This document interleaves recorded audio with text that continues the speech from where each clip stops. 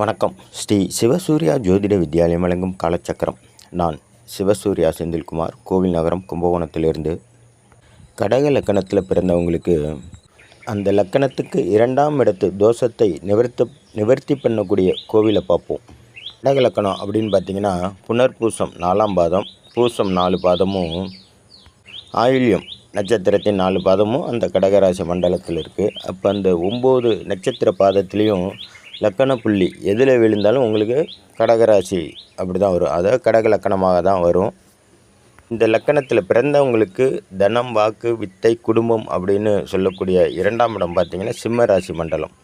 சிம்ம ராசி மண்டலத்தில் உங்கள் லக்கணத்துக்கு 2ஆம் அதிபதியான சிம்ம ராசி மண்டலத்தின் அதிபதி சூரிய பகவானே 2இல் ஆட்சி பலம் பெற்றிருந்தாலும், அல்லது மூலத்திரிகோணத்தில் இருந்தாலும், அல்லது அந்த கடக லக்கணத்தின் லக்கணாதிபதி 2இல் இருந்தாலும், அல்லது 4 குடையவர், 5 குடையவர், 7 9 குடையவர், 10 11 குடையவர் இருந்தால் உங்களுக்கு நிரந்தர வருமானமும் நல்ல வாழ்க்கை துணையும் திருப்தியான பொருளாதாரமும் இருக்கும். அப்படி இல்லாமல் அந்த 2ஆம் இடம் பாதிக்கப்பட்டு போய் அசுப கிரகங்கள் அங்கே இருந்துச்சு அப்படின்னா கண்டிப்பாக உங்களுக்கு அன்றாட தேவைக்கான பொருளாதாரம் பாதிக்கப்படும். அதாவது இந்த லக்கணம்னு சொல்லக்கூடிய அந்த உயிரை நம்ம காப்பாற்றணும் அப்படின்னா 2ஆம் இடம் அப்படின்னு சொல்லக்கூடிய அந்த அந்த உயிருக்கு உயிரான 2ஆம் இடம் வலுப்பெறணும். அப்படி 2ஆம் இடம் பாதிக்கப்படும் போது கண்டிப்பாக உங்களுடைய முதல்ல பொருளாதாரம் பாதிக்கப்படும். அன்றாட தேவைகளை பூர்த்தி செய்ய முடியாமல் திணற வேண்டியதாக இருக்கும். அன்றாட தேவையை பூர்த்தி பண்ணுறதுக்கு பெரிய போராட்டமாக இருக்கும். ஏன்னா அன்னன்னைக்கு தேவையை கூட உங்களால் முழுமையாக பூர்த்தி பண்ண முடியாது. மெயினாக உணவு, 3 வேளை உணவு உங்களால் திருப்திகரமாக சாப்பிட முடியாது. சொல்கிறாங்க, முதல்ல இருக்க இடம், உடுத்த உடை, உண்ண உணவு, இதெல்லாம் இந்த 2ஆம் இடத்துலேருந்து தான் நம்ம எடுக்க முடியும். அப்படி 2ஆம் இடம் பாதிக்கப்படும் போது நிம்மதியான 3 வேளையும் நிம்மதியாக சாப்பிட முடியாது. நிம்மதியாக சாப்பிட முடியலனாலே நமக்கு வருமானம் இல்லைன்னு தானே அர்த்தம். அதே போல் அன்றாட தேவைகளை நிம்மதியாக செயல்படுத்த முடியாது. உங்களுடைய பாக்கெட் மணின்னு சொல்லக்கூடிய அன்றாட செலவினத்துக்கு மற்றவங்க கையை எதிர்பார்க்க வேண்டியதாக இருக்கும்.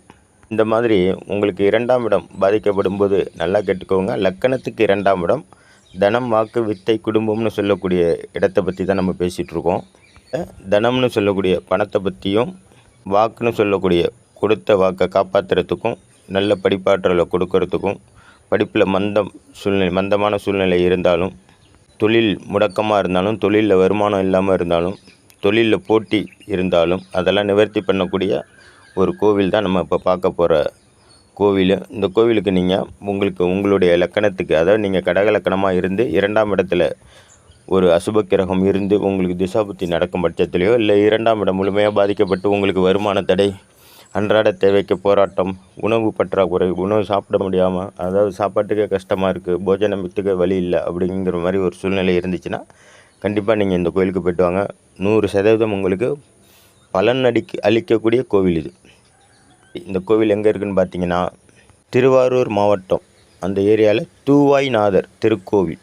இந்த கோயிலுக்கு நீங்கள் எப்போ போகணும்னு பார்த்தீங்கன்னா, உங்களுடைய லக்கணம் கடக லக்கணம் அப்படிங்கும்போது அதுக்கு 2ஆம் இடம் சிம்ம ராசி மண்டலம். அப்போ உங்களுக்கு உங்களுடைய உணவுக்கு, அன்றாட தேவைக்கு, நிரந்தர வருமானத்துக்கு, செய்கிற தொழிலில் முடக்கம் இல்லாமல் நல்ல லாபத்தை கொடுக்கணும் அப்படின்னா அந்த சிம்ம ராசி மண்டலம். இந்த சிம்ம ராசி மண்டலத்தின் அதிபதி சூரிய பகவான். அதனுடைய கிழமை ஞாயிற்றுக்கிழமை. அப்போது நீங்கள் ஞாயிற்றுக்கிழமை இந்த கோயிலுக்கு போயிட்டு வரணும்.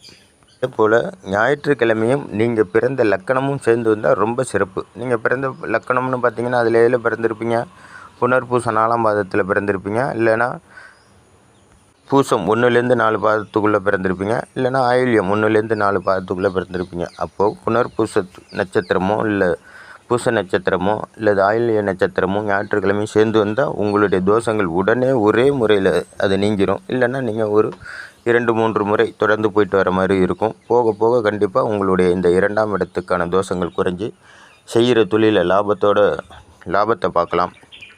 அன்றாட தேவைக்கான வருமானத்தை பெருக்கி கொடுக்கக்கூடிய ஆலயம் தான் இது. நீங்கள் எப்போ கோயிலுக்கு போனாலும் காலையில் 12 மணிக்கெல்லாம் சாமி தரிசனம் முடிச்சுட்டு திரும்பிடணும். அப்போ தான் உங்களுக்கு நல்ல யோக பலன் சித்திக்கும்.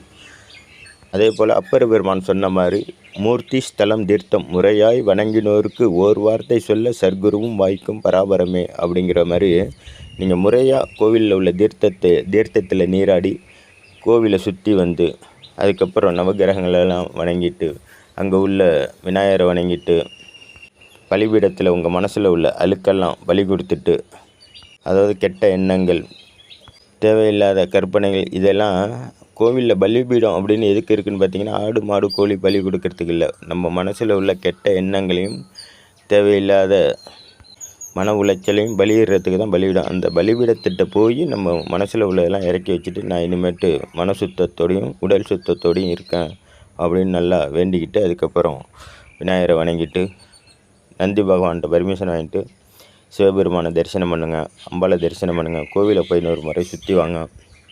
நீங்கள் எப்போ முதல் முறை போனாலும் சிவபெருமானுக்கு ஒரு மாலை வாங்கி போட்டுருங்க. சிவபெருமானுக்கு போட்டால் பத்தாது, அப்போ அம்பாளுக்கும் போடணும். அப்போ 2 மாலை வாங்கிக்கோங்க. உங்களால் உங்கள் தகுதிக்கு தகுந்த மாதிரி வாங்கிக்கோங்க. அப்படி இல்லையா, புஷ்பம், உதிரி புஷ்பம் வாங்கிக்கோங்க. நல்லா பிரார்த்தனை பண்ணிக்கோங்க.